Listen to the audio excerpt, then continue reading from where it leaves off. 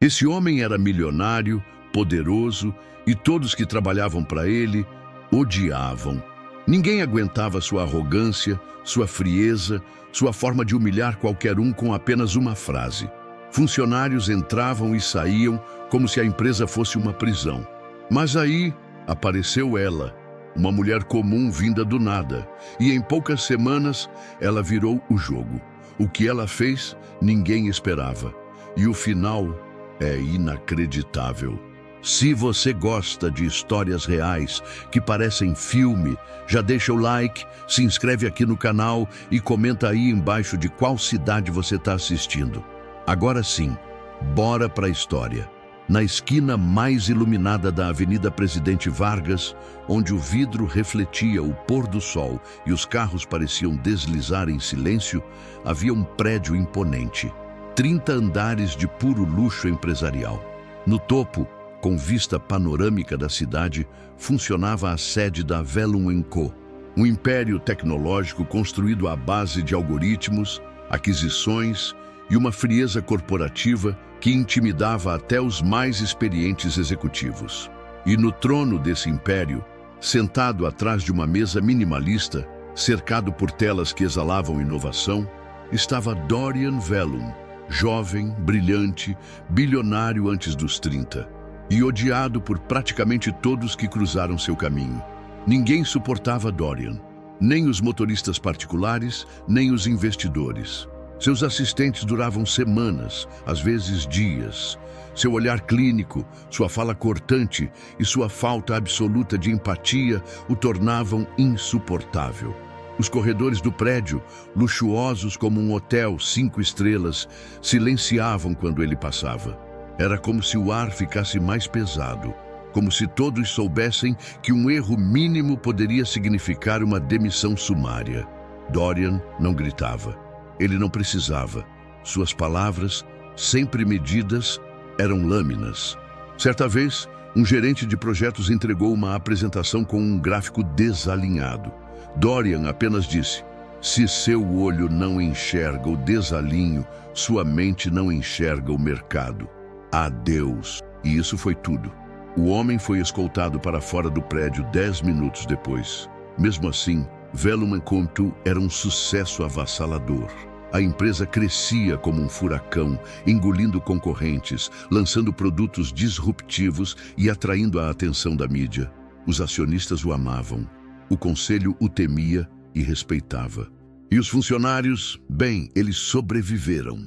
Até que um dia ela chegou. Ninguém entendeu por que uma nova assistente havia sido contratada sem o tradicional processo de triagem. O boato nos corredores era de que Dorian tinha aprovado sua contratação pessoalmente. O que parecia absurdo, já que ele mal falava com o RH.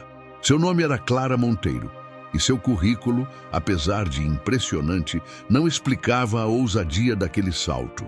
De coordenadora de projetos em uma startup sustentável para assistente direta do homem mais temido do setor. Clara chegou cedo no primeiro dia. Vestia-se com elegância discreta, trazia uma pasta organizada e andava com uma calma que contrastava com a tensão do andar executivo. Quando foi apresentada a Dorian, ele apenas levantou os olhos por um segundo e disse, pontual: "Veremos por quanto tempo isso dura." Clara sorriu. "Enquanto eu for útil, espero que dure bastante." A frase ecoou pelo ambiente como um desafio, e algo nos olhos de Dorian brilhou. Não raiva, nem desprezo. Curiosidade. Os dias seguintes foram de observação. Dorian testava Clara de todas as maneiras possíveis. Solicitava relatórios com prazos absurdos, tarefas contraditórias, reuniões simultâneas em lugares diferentes. Mas ela sempre encontrava uma solução. Organizada, inteligente e, acima de tudo, impassível. Dorian não conseguia desestabilizá-la. Ela nunca se desculpava por algo que não era culpa sua. Coisa rara num mundo onde todos pediam desculpas a ele por medo. Quando errava, assumia com serenidade e resolvia com agilidade. Quando acertava, não se vangloriava, apenas seguia. E algo começou a mudar. O primeiro a notar foi Gilmar, o porteiro do prédio. Em uma manhã chuvosa, viu Dorian segurando o guarda-chuva para Clara enquanto ela descia do carro. Gilmar quase derrubou a caneca de café. Depois, notou que o CEO agora dizia bom dia, palavras que ele julgava extintas do vocabulário de Vellum. Na semana seguinte, Dorian apareceu na copa do 12º andar, onde os funcionários comuns tomavam café. Todos congelaram. Ele apenas pegou uma garrafa de água e disse: "Esse blend colombiano é melhor que o da sala de reuniões." E saiu, deixando um silêncio constrangedor que só foi quebrado quando uma analista começou a rir nervosamente, como se o CEO tivesse feito uma piada. O mais impressionante foi o que aconteceu numa reunião com o conselho. Um dos diretores, conhecido por bajular Vellum sem vergonha, interrompeu Clara enquanto ela apresentava um relatório de otimização de processos. Dorian, impassível, disse: "Acho que estamos todos aqui para ouvir ideias, especialmente boas ideias. Continue, Clara." Silêncio. Ela continuou, segura, determinada, e a ideia foi aprovada. Nos bastidores, as teorias corriam soltas. Alguns diziam que Dorian estava apaixonado. Outros achavam que Clara usava alguma técnica de manipulação emocional avançada. Mas a verdade era mais simples. Pela primeira vez, alguém tratava Dorian como um ser humano, sem medo nem bajulação. E ele, acostumado à adulação ou ao terror, não sabia como reagir. Então, aprendeu a admirar. Clara começou a influenciar mais do que a agenda de Dorian. Ela reorganizou processos internos, cortou desperdícios invisíveis, criou canais de comunicação entre setores isolados, sugeriu práticas mais humanas, como feedbacks mensais e reconhecimento por desempenho. E, aos poucos, a empresa foi se tornando mais viva. Dorian resistiu, tentou ignorar, depois tentou minar as propostas, testando sua eficácia. Quando percebeu que elas não apenas funcionavam, mas aumentavam a produtividade e o engajamento, teve que admitir: Clara estava certa. Ele não disse isso em voz alta, claro, mas começou a ouvir mais, a perguntar mais, a confiar. Um dia, numa conversa informal durante uma madrugada de trabalho, algo que se tornara frequente entre os dois, Dorian olhou pela janela pensativo e disse: "Você acha que as pessoas me odeiam com razão?" Clara pensou antes de responder. "Acho que elas não te conhecem, e você também não se deu ao trabalho de conhecê-las." Ele ficou em silêncio, mas dessa vez, não com a frieza habitual. Era um silêncio de digestão. Algo mudava. Com o tempo, Dorian começou a visitar outros andares, a perguntar o nome dos funcionários, a ouvir suas histórias, a implementar ideias vindas da base. Até instituiu um programa de mentoria, onde ele próprio, sim ele, conversava mensalmente com 5 funcionários sorteados. A cultura da empresa mudou radicalmente. O medo deu lugar ao respeito. A competitividade tóxica foi substituída por colaboração estratégica. Os lucros continuaram crescendo, mas agora acompanhados de um índice de satisfação interna que virou notícia na Forbes. E tudo começou com Clara. Claro, nem todos os problemas desapareceram. Dorian continuava exigente, às vezes seco, mas havia humanidade em sua rigidez agora.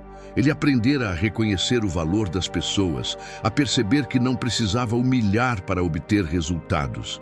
E talvez tivesse aprendido até a sentir algo que sempre evitou: carinho. Clara, por sua vez, recusou cargos executivos várias vezes. Dizia que preferia continuar próxima da operação, mas todos sabiam. Ela era o coração do novo império. Anos depois, quando uma biografia sobre Dorian Vellum foi publicada, o título causou surpresa. "Ela me ensinou a ser humano." E nas primeiras páginas, uma dedicatória simples: "A Clara, sem você, eu ainda seria só um código." Seguindo com o restante até 35.000 caracteres, continua na próxima mensagem. Continuação. Parte 2 da história de 35.000 caracteres. Após a publicação do livro, Clara ganhou visibilidade nacional. entrevistas, palestras, convites para cargos em grandes multinacionais. Mas recusava todos com o mesmo sorriso gentil. Ainda tenho trabalho a fazer aqui. No entanto, nem todos viam a ascensão de Clara com bons olhos. Havia dentro da Vellum & Co. um grupo de executivos antigos que, mesmo silenciosamente, torciam pela queda dela. Achavam que sua presença enfraquecia o DNA de performance agressiva que sempre definira a empresa. Entre eles estava Lúcio Van Ter, diretor financeiro, com mais de 10 anos de casa e inúmeras conquistas no currículo. Para ele, Clara era uma ameaça não apenas ao status quo, mas ao seu poder pessoal.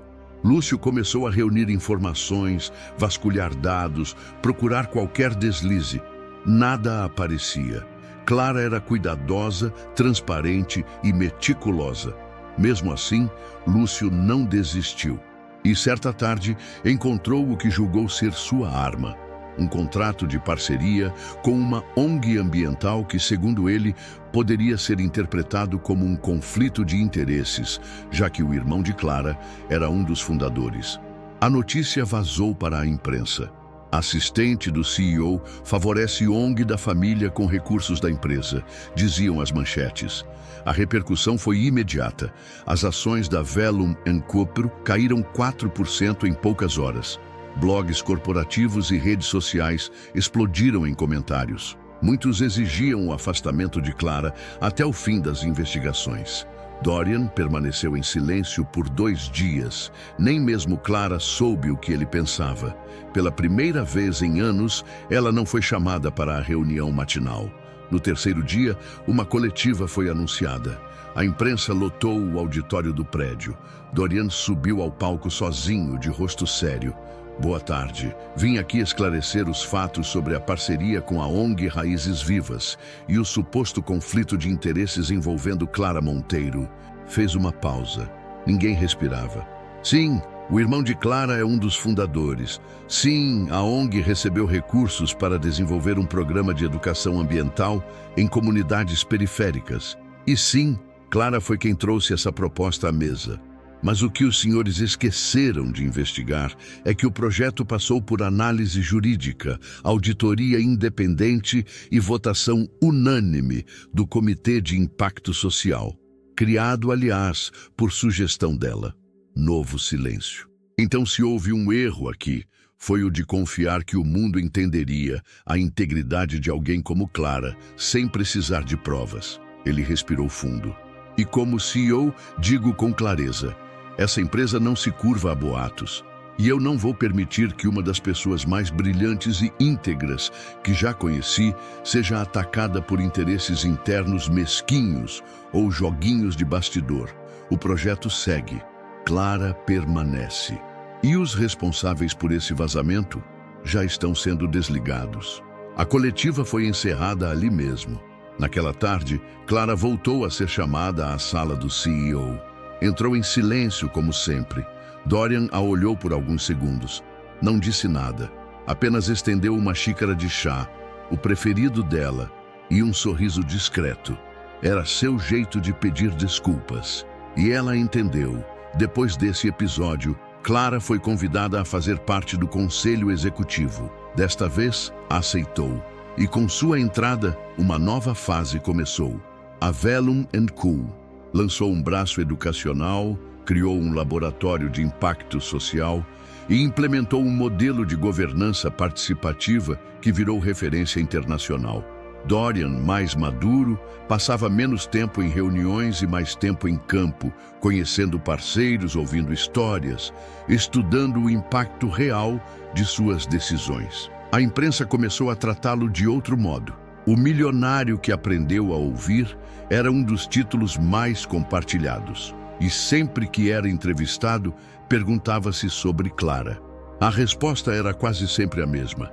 Ela é o melhor algoritmo que já encontrei, só que feito de carne e osso. O relacionamento entre eles, no entanto, permanecia envolto em mistério. Alguns diziam que estavam juntos, outros afirmavam que eram apenas parceiros profissionais. A verdade, provavelmente, era mais complexa, porque havia entre eles algo que transcendia as definições comuns. Uma conexão feita de respeito, admiração e uma intimidade silenciosa que nem sempre precisava de palavras. Anos se passaram. Clara assumiu a vice-presidência. Dorian começou a falar abertamente sobre saúde mental no ambiente corporativo. A empresa criou creches, bolsas de estudo para filhos de funcionários e programas de transição de carreira para colaboradores próximos da aposentadoria. E então, num evento de celebração pelos 20 anos da empresa, Dorian fez um anúncio inesperado. Hoje encerro meu ciclo como CEO da Vellum & Co. A sala estremeceu. E deixo a liderança nas mãos de quem me ensinou a liderar de verdade. A nova CEO será Clara Monteiro. A ovação foi imediata. Ela subiu ao palco em meio a aplausos, olhos marejados e um coração acelerado. Dorian a abraçou, longamente, e sussurrou algo que só ela ouviu. Agora é com você. Continue mudando tudo. E ela mudou. Transformou a empresa em uma potência global de inovação humanizada. Criou alianças com universidades públicas, abriu filiais em comunidades desassistidas, desenvolveu soluções para populações vulneráveis, mas nunca perdeu sua essência. Continuava tomando chá às 4, ouvindo mais do que falava e andando pelos corredores como se ainda fosse a assistente do primeiro dia. E quanto a Dorian, viajou, escreveu, descobriu um novo sentido para sua vida. E de vez em quando, surgia de surpresa na sede da empresa, com um sorriso discreto e olhos cheios de orgulho. E mesmo que o mundo nunca soubesse todos os detalhes do que havia entre eles, uma coisa era certa: ele já não era o mesmo, porque ela mudou tudo.